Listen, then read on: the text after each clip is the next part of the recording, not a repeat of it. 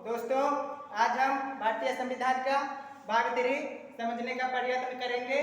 भारतीय संविधान का भाग 3 को भारतीय संविधान का अधिकार पत्र भी कहा जाता है। भारतीय संविधान का अधिकार पत्र कहा जाता है, जिसको 1931 ईस्वी में कराची अधिवेशन में कांग्रेस के अध्यक्ष सरदार वल्लभ भाई पटेल ने घोषणा पत्र में मूल अधिकार की मांग की। मूल अधिकार का प्रारूप जवाहरलाल नेहरू ने बनाया था।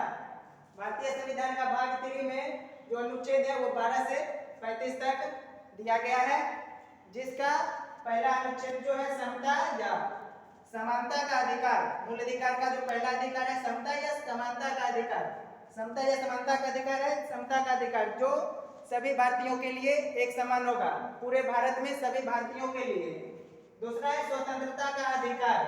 ये स्वतंत्रता का अधिकार है अनुच्छेद 19 से अनुच्छेद 22 तक, जिसमें सभी भारतीयों को एक समान स्वतंत्र रूप से भारत में कहीं भी आने का, घूमने का, रहने का प्रावधान दिया गया है।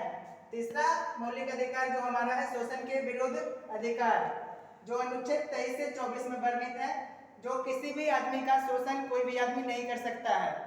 जिसका जो अधिकार है वो अपने अधिकार का सदा उपयोग करेगा। और हमारा अगला अनुच्छेद जो है पांचवा मौलिक अधिकार में पांचवा अधिकार है वो धार्मिक स्वतंत्रता का अधिकार। वो अनुच्छेद 25 से 28 तक है, जिसमें अनुच्छेद 25 से 28 में वर्णन किया गया है भारत में कोई भी व्यक्ति किसी भी धर्म को अपना सकता है अपनी मर्जी से या छोड़ सकता है। किसी भी धार्मिक क्रिया विधि से पूजा पाठ कुछ भी कर सकता है। धार्मिक स्वतंत्रता का अधिकार में धर्म के प्रति स्वतंत्र रूप से जीने का अधिकार सभी भारतीयों को दिया गया है। हमारा पांचवा अधिकार वो संस्कृति और शिक्षा का अधिकार दिया गया है, जो अनुच्छेद 29 से 30 में दिया गया है। अनुच्छेद 29 से 30 में दिया गया है संस्कृति और शिक्षा संबंधी अधिकार।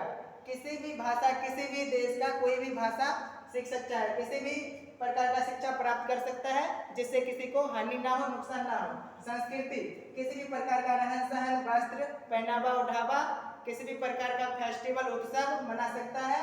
ये पांचवा मौलिक अधिकार में अनुच्छेद 29 से 30 में वर्णित है। अगला हमारा छठा मौलिक अधिकार जो है संवैधानिक उपचार का, जो अनुच्छेद 226 और 32 में है। अनुच्छेद 226 जो है ये हाई कोर्ट में लागू किया जाता है। अगर ये पांचों अधिकार में किसी भी अधिकार का कोई सदा उपचार नहीं कर रहा है, स्वतंत्र रूप से सही तरह से उपयोग नहीं कर रहा है, किसी का अधिकार का शोषण हो रहा है, तो इसके तहत कोई भी व्यक्ति जो भारतीय है वो अनुच्छेद 226 के तहत हाईकोर्ट में जा सकता है। और अगर इसी सभी अधिकार, पांचों अधिकार जो है मौलिक अधिकार का, कोई व्यक्ति किसी का मौलिक अधिकार का हनन हो रहा है, तो वो इसके लिए अनुच्छेद 32 के तहत उच्चतम न्यायालय सुप्रीम कोर्ट में अपना कंप्लेन कर सकता है। ये भारतीय संविधान का जो भाग 3 है, इसमें पहले 7 मौलिक अधिकार थे, जो संविधान संशोधन के फलस्वरूप हटा दिया गया। उसमें से एक अधिकार जो था वो वित्तीय अधिकार, वित्त से संबंधित अधिकार था, जिसको हटा करके दूसरे अनुच्छेद में रखा गया है, दूसरे भाग में रखा गया है। बस।